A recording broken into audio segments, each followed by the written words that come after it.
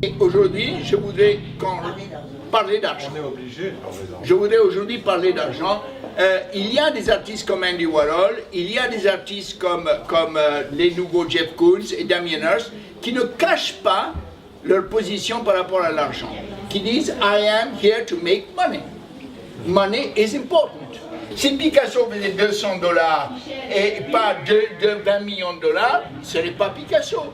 Andy Warhol et Liechtenstein qui avaient le même boulot chez Macy's, qui était de décorer les vitrines. En fin de compte, ce qui est arrivé, c'est la jalousie entre eux était uniquement une question « je vends plus cher que toi ». J'ai vendu 1 million de dollars, moi j'ai vendu 1,2 million. Moi j'ai vendu 500 000 $, toi j'ai vendu 600 000. Donc l'argent leur servait de trucs pour savoir je suis important, la preuve que je suis important, regarde-moi, moi Ben je vends plus cher qu'Arnaud Maguet.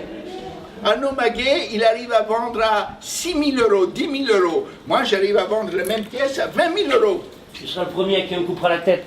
Isidore Isou est un lettriste qui, avec Guy Debord, Isidore Isou a influencé Guy Debord, a influencé Raymond Hens, a influencé tout le monde.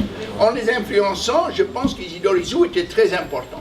Et pourtant, il ne vaut pas un paix de lapin par rapport au marché de l'art.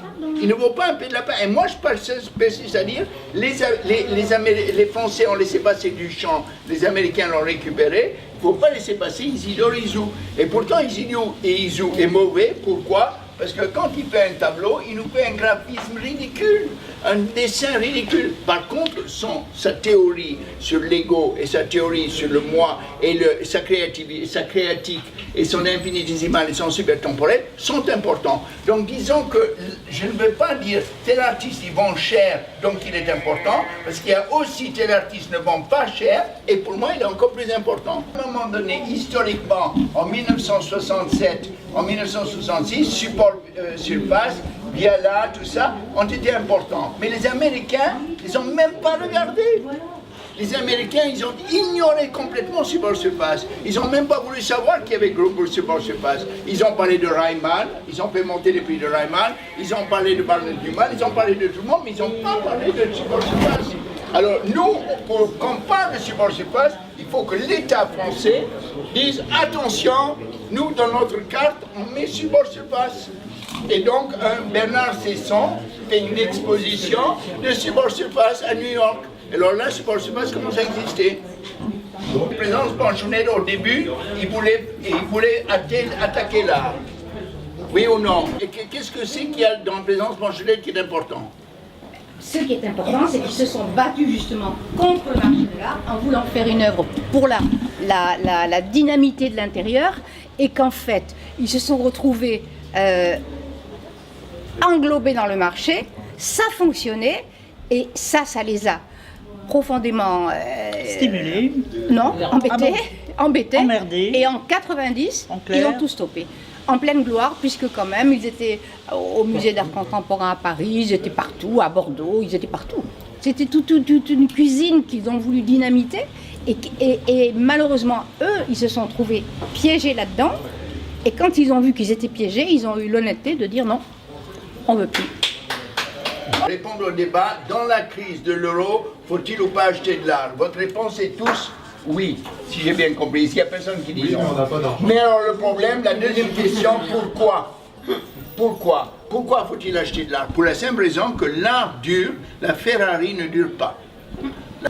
C'est pas mieux. Ah, toi tu crois qu'il faut des Ferrari. Hein? Si on veut faire fortune, il faut acheter de tout, comme on fait à la bourse. Et il y a les perdants, il y a les gagnants, on s'y retrouve. Alors, il faut acheter un peu de tous les artistes. Un grand collectionneur, la théorie de Harald Zeman, si quelqu'un fait du nouveau, mettons, invente le monochrome ou fait un zéro sur une toile, et il n'y croit pas, il fait son trou, il n'y croit pas, et il passe dans le temps. Même s'il est nouveau, et il le fait en 1939, ou il le fait là. Si un autre y croit, il creuse son trou, et un autre y croit plus, il creuse le trou plus longtemps, c'est plus on creuse le trou, plus l'œuvre d'art existe. Donc, ce n'est pas parce que je vais dire je signe rien que mon rien va être important. C'est parce que je vais continuer à emmerder les gens avec mon rien pendant des années. Au bout d'un certain temps, on dit, écoutez, Ben, il nous gonfle avec son rien. Il fait que rien, rien, ceci, rien, cela, rien, rien, rien, rien, rien. Et donc, à ce moment-là, le rien commence à exister. Donc, je ne classe pas les singuliers dans le cadre des artistes d'art contemporain. Les singuliers, ils sont des malades. Ils ne peuvent pas s'empêcher d'être eux-mêmes. Par contre, l'artiste d'art contemporain, c'est un type le soir, il regarde Beaux-Arts Magazine, il dit, oh, il y a Ramet qui a fait ça, merde. Il tourne encore un peu, il regarde, Sommel Altra a fait ça, merde. Et puis il regarde, puis il dit, ah, il reste un petit créneau là, ils ne verront pas que je le copie.